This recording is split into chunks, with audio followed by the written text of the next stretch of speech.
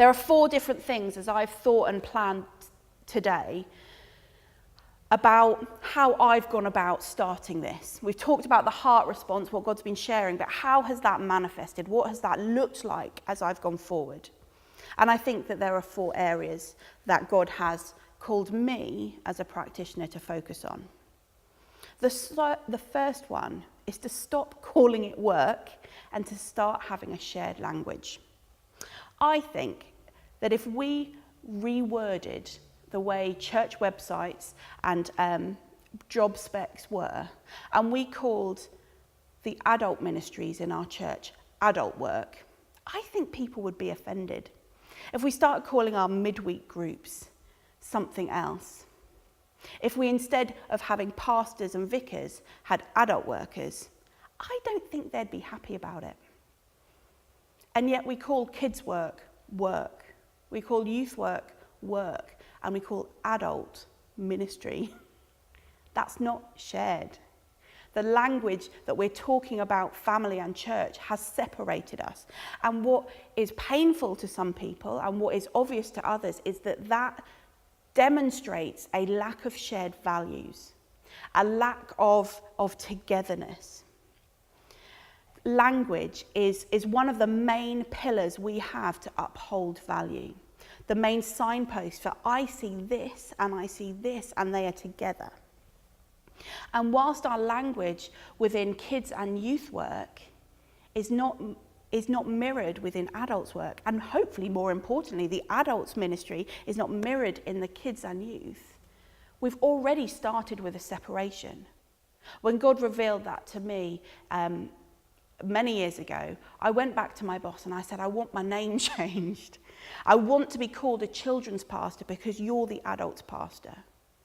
I believe that the kids deserve a pastor because I'm doing the job. I don't need any more money or any more remit or any more authority. I'm doing what you do for your flock. I'm doing it for this part of your flock. And my boss absolutely open arms went, yes, of course. Why wouldn't it be the same thing?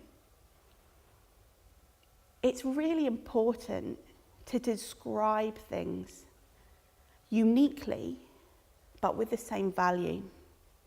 And actually the process of digging out that wrong language, it often unearths the fears. It often unearths the things that people are holding on to that maybe they shouldn't hold on to anymore. Because we're not about devaluing things to make them equal. We're about raising the value of everything. And hopefully just raising the way we explain it because the value is always already there. So the second thing, influence. No more kingdoms. We need to surrender our kingdoms and share them with each other. And by that I mean that being blended, being a church together, means letting others have a voice in your land. For lots of us, and for the way lots of churches are run, we all have these little boundaries. Kids, youth, adults, elderly, students, families, parents. We've got all of these great groups of things, groups of ministries that we're doing. And I absolutely am not saying don't do them. But let's share. Yes, it's safer to say, I am the kids pastor and this is my world and I will create in that everything a child needs. I heard once a kids worker say, you give me your child from 0 to 11 and I will get them where they need to be. That may very well be true. And he was a spectacular kids pastor. But for me, there was a change in the tone. There was an ownership over what he was doing, and there was no way anyone could come in and share. And there was no way he'd left enough space to go out and share the wisdom he had with other people. Because they may be 11 then, but they're going to be 12. And you can imagine, it replicates out. I know being family is so much more than a Sunday morning. But it's a great practical microcosm, as it were, for how this might look. If we want to have meaningful, spirit-filled mornings together, then we need to find ways of combining our different styles. And for that to happen, we need to be in conversation. We need to be saying, this worked really well with the kids. I think the adults would love it. We need to be saying, this song that our teenager shared, I think mini church would think it was awesome. The teaching that the children learn should be learnt by the adults, and vice versa. We can be apart, but the influence needs to be shared. We need to learn to be team in a dramatically different way to be blended. And that's my third point. When we're apart, be strategically apart. Absolutely love having your kids to yourself for a morning. Absolutely love taking the youth off, or the adults, or even separating the adults into smaller demographics. Absolutely love that way of being family. But be strategic. That sharing kingdoms will mean that the way a child does something and the way an adult does something, they could learn from each other.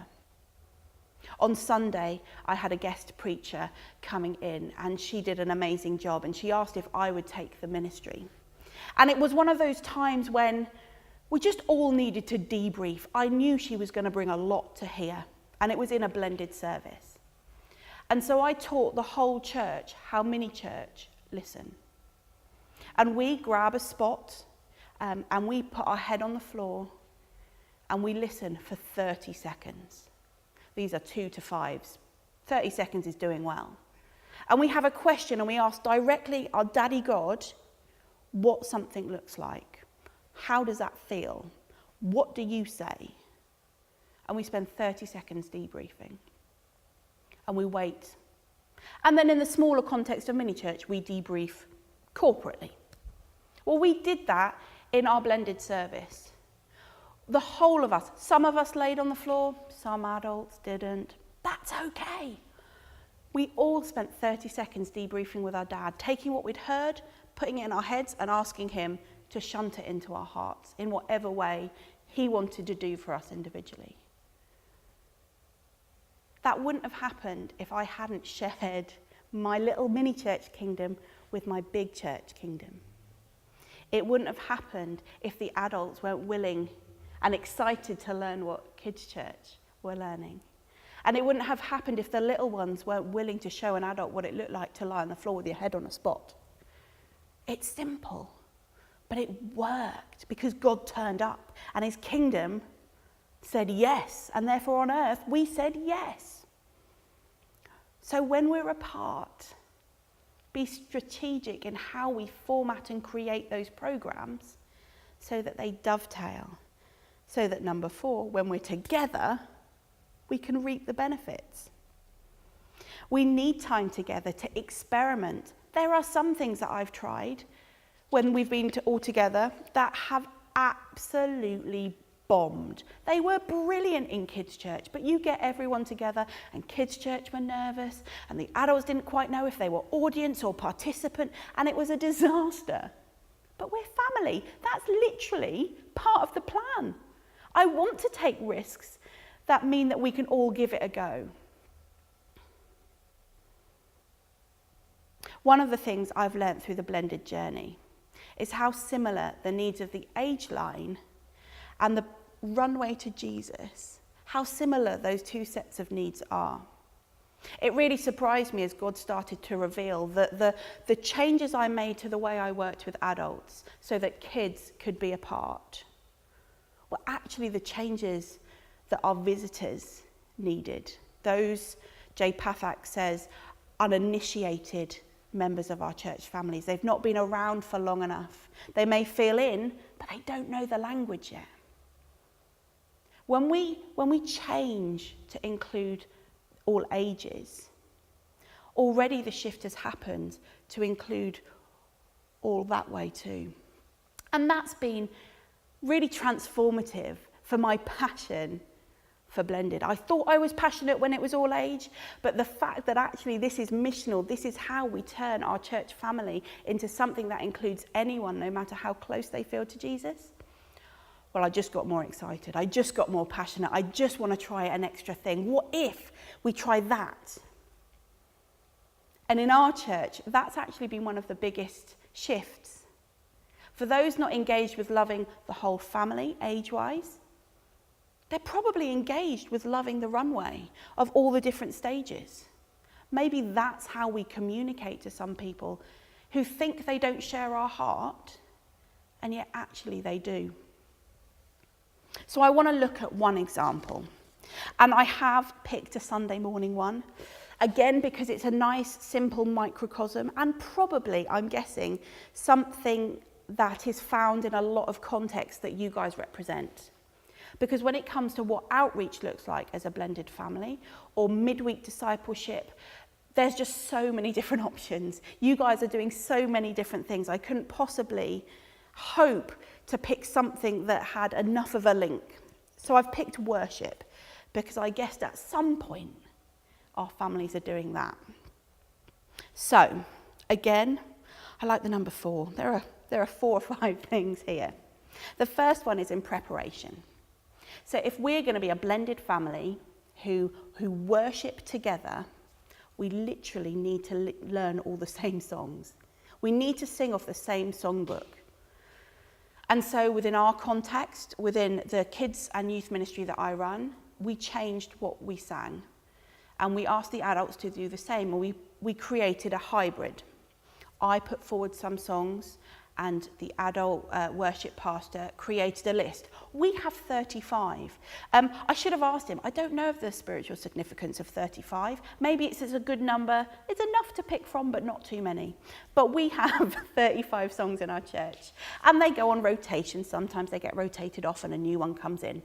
But we have, on average, 35 songs that the youth, kids, minis, and adults use to worship. And that means that when we're all together, we can sing. We've raised kids who know that if there's a word that they don't understand, just don't sing it. God is listening, so just sing what you understand. Mini church, they do have other songs as well. They're really teeny. They need songs that look a bit different for them too, but we use the songbook, as it were, in their soaking time, in their music that builds atmosphere, so that they feel at home with those songs. It's been a massive icebreaker, as it were, to bring unity to all ages. Because when you can sing, you can join in. And again, it also means that our songs are picked really wisely. Are they appropriate for the whole age range? Are they appropriate for every single person in that building, whether they've ever encountered God's word or not? We have some amazing, amazing songs that we haven't picked because they don't make sense if you haven't been to church regularly for a while.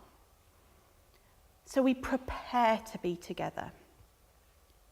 Secondly, we train apart and together. Like I said, it's about having conversations. So we help our kids understand about how you pick songs, that you can pick songs based on what God wants to hear. You can pick songs on what you need God to hear.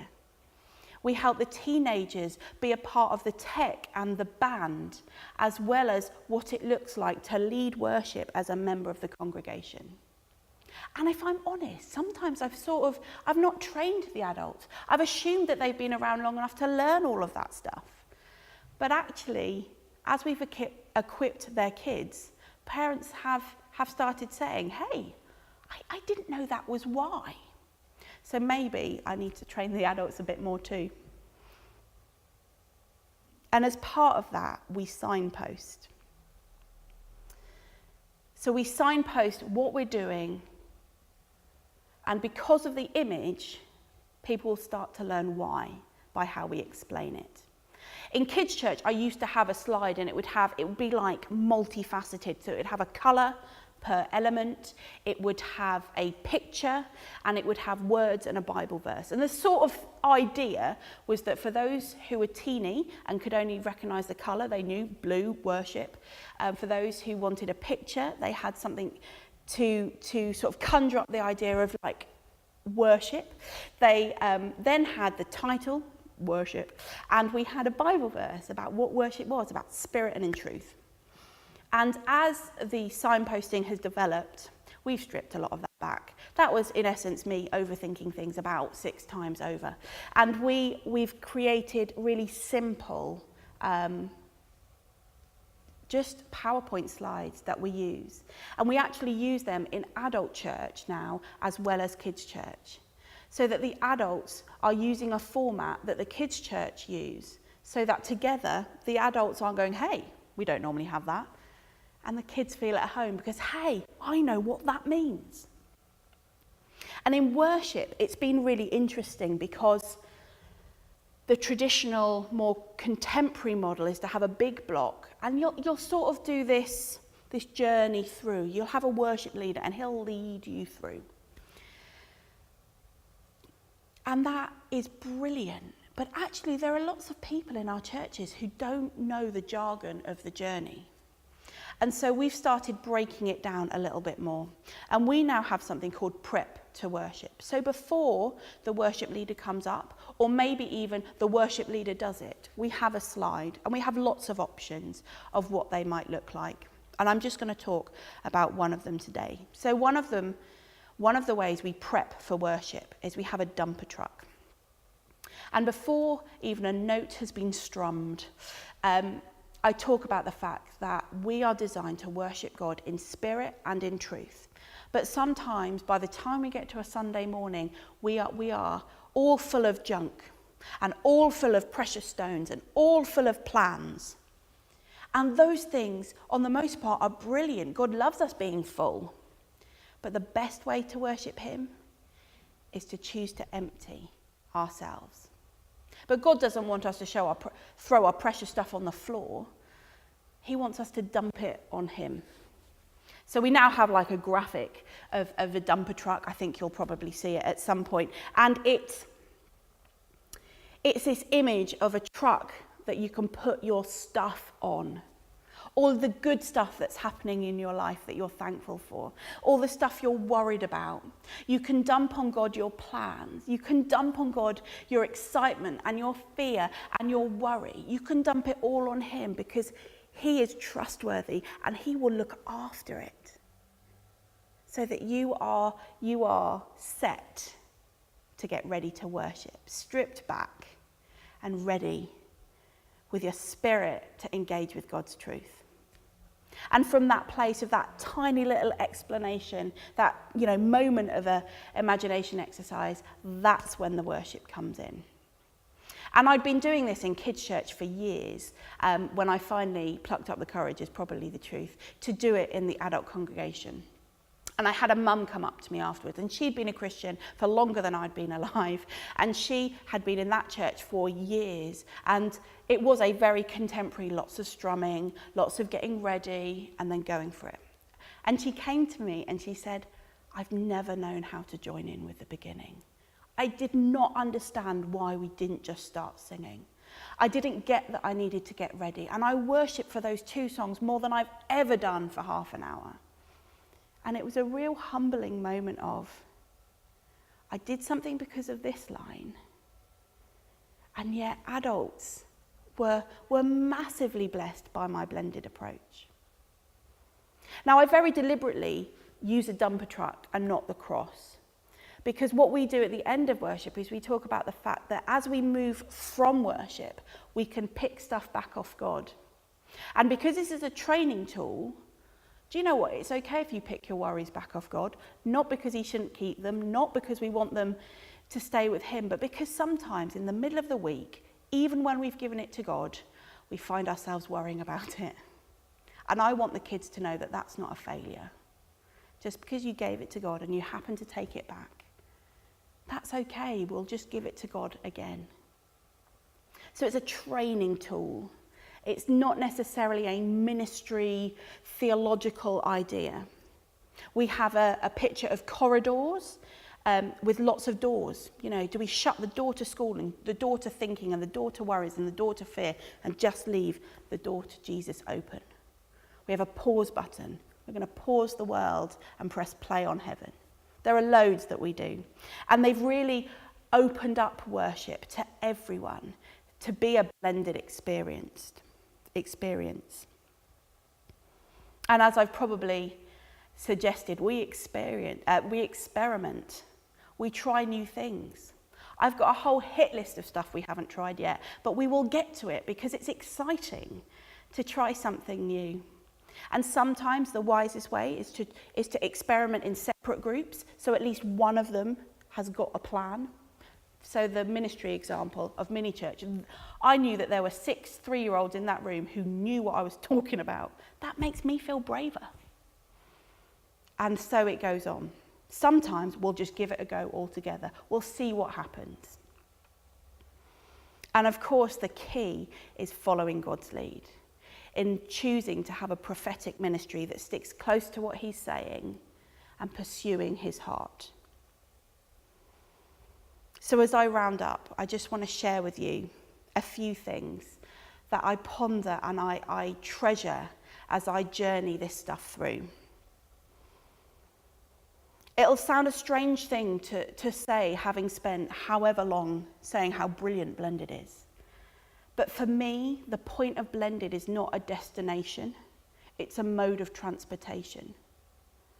It's about loving that we are on the journey together more than pursuing how far we could go apart. As parents, we'll naturally know that if you go somewhere, you're at the speed of your slowest person. That's been a fear in the church for so long. Do we really have to go at the speed of the slowest person? That's not what blended is. Blended is going together at different speeds. It's going together at different ages and at different places of relationship with God and with each other. Jesus left really clear instructions before he left earth. You know, that awesome pep talk of the Great Commission. And this is how I've heard it said and how I engage with it right now. Whilst you're journeying towards the purposes our dad has given you, take others along for the ride, teach them what I've taught you, and be confident because I'm with you. Becoming a blended family isn't what we're called to do. It's who we're called to be. God has plans on all of our lives, and he has designs for glorious living on each one of the contexts and communities that he's placed you in. I can't begin to understand how different blended might look where you are. But I believe that way of getting to where you're going will be enhanced by doing it together. Like any good church, we love God and we want to be with him and we want to be around him. And the more we can include people, the more exciting that's going to become. The more people we have in our family meaningfully, the more of God we will reflect as each of us pick up different facets of his personality. So I know that you'll have follow-up questions in a session a bit later, but I've just got 3 for you right now to hopefully help you start making what I've said personal to you and your dad. So this is the first one. How does your dad describe to you the church family he has for you? What creative ways does he use to talk to you and to impart to you a vision for what he has? Secondly, what could that look like in your context and in your community? What difference would it make for that way of heaven reaching earth? And thirdly, back to the image of the prism. How can all the refracted colours influence the whole rainbow? It's been such a delight to share with you what God is mulling with me, and I'm so excited to see what he plants and grows and develops through the nation because of this conference, because of all these amazing people who are sharing. And I'm excited for what you and your dad are going to do with his family.